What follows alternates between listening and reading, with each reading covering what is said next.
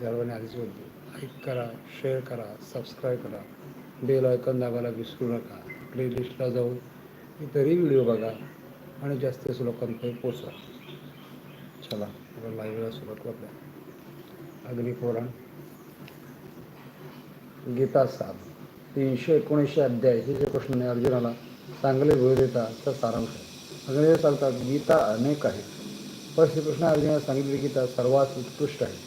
त्याच्या संसाराचा उपभोग व शेवटी संसारातून मुक्ती कसे लाभ होतात.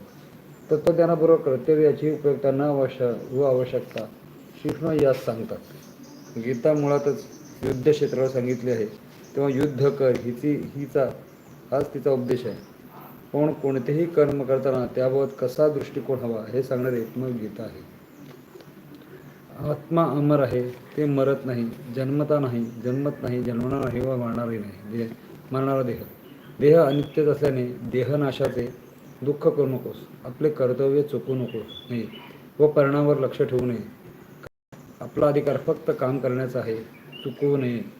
फळ हे दुसऱ्या अनेक गोष्टीवर अवलंबून असल्याने अमुकच फळ पाहिजे अशी अपेक्षा करता येत नाही. जे मिळेल ते ईश्वराची इच्छा समजावी.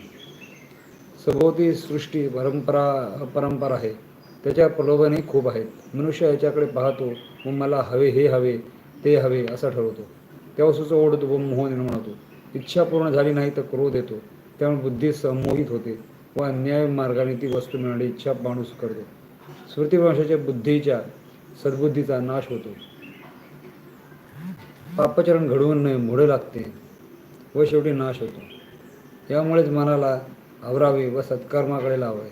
कामत्यागाने माणूस आत्मनिष्ठ स्थिर बुद्ध होतो. जग झोपलेले असते तेव्हा योगी जागा असतो व जेव्हा जग जागते तेव्हा योगी झोपतो. ही निद्रा वा जागृत नैसर्गिक देहाच्या गरजेची नाही, तर आसक्तीची आहे. ज्या विषयात जगाला आसक्ती वाटते त्या विषयात जो योगी अनासक्त असतो व जगाला ज्याचा कंटाळा आहे त्याचा सारासार वियोग योगी जागृतपणे करत असतो. मृत्यूकाळ व प्राणी पांचवदी देहाच्या ज्या भावाचे स्मरण करतो त्याच भावाची प्राप्ती त्याला मृत्यूनंतर होते. मृत्यूकडे भगवंताचे स्मरण करावे. असे करणारा माझ्यात भगवंतात विलीन होतो. पण ही आयत्या वेळी वा अन्य वेळी करण्याची गोष्ट नाही. यासाठी आधीपासून एकेक्षरी ब्रह्म ओम हवा भगवंताचे नाम बराच जप जागृतपणे करावा लागतो. अंतमती या सागती असे म्हटले आहे. प्रेक्षकांनी जरूर लक्ष द्यावं. नित्य दिवसातून एक तरी जपमाळ करा, एक तरी,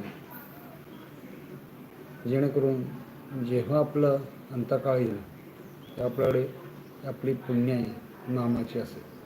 पुढे जात सत्वगुणाने ज्ञान, रजगुणाने लोभ, तमोगुणाने मोह, प्रमाद, अज्ञान व उत्पन्न होते. हे त्रिगुणाचे गुण घ्यावे. ते ज्ञान घेऊन निरश्य बनवत मान, अपमान, शत्रू, मित्र यांच्या विवादात तो सापडत नाही. तो त्यागी निर्गुणी होतो. तो सृष्टी हा अश्वस्थ वृक्ष आहे, पण त्याची मूळ वर व विस्तार खाली आहे. याचे मूळ ब्रह्मात आहे, ती दिसत नाही. लोक त्याच्या विस्तारालाच पाहतात. अनेक अज्ञानमूलक गोष्टी त्याच्या विस्तारात लपल्या आहेत. माणूस त्यातच भ्रमत राहतो. तेव्हा ज्ञान करून घेण्यासाठी त्याच्या मुळाकडे जायला हवे. अहिंसा, क्षमा, दया ही दैव संपत्ती आहे. हात शुद्धता नसणे, आचार नसणे ही आसुरी संपत्ती आहे. जे ईश्वराने तुला दिले आहे तेवढ्यालाच अधिकार तुला आहे. उगाच दुसऱ्याच्या संपत्तीचा मोहमनी बाळगू नकोस.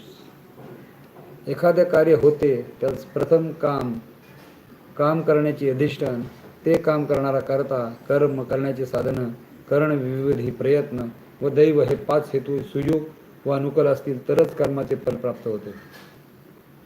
शेअर करा, सबस्क्राईब करा, लाईक करा. तुमची फळं तुम्हाला मिळणार आहे. माझं पण मला क्षणाचं काम आहे, केलं तर काही दुःख नाही. असो पुढे. कामना न बाळगता कर्तव्यबुद्धीने केलेले कर्म सात्विक कर्म, कामना बाळगून ती पूर्ण करण्यासाठी केलेले कर्म ते राजस, मोहवशून स्वार्थबुद्धीने केलेले कर्म ते तामस होय. अर्थात काम करण्यामागील बुद्धी सात्विक, राजस की तामस यावर कर्माचा दर्जा अवलंबून असतो. ज्या कामात आधी सुख व नंतर दुःख ते तामस, नंतर सुख मिळणारे कर्म राजस, निरंतर सुख देणारे कर्म सात्विक समजावे. कर्माद्वारेच भगवंताचे पूजन होते असते. म्हणून शुद्ध भावाने कर्म केले तर सिद्धी मिळते. म्हणून काया वाचा मनाने भगवंत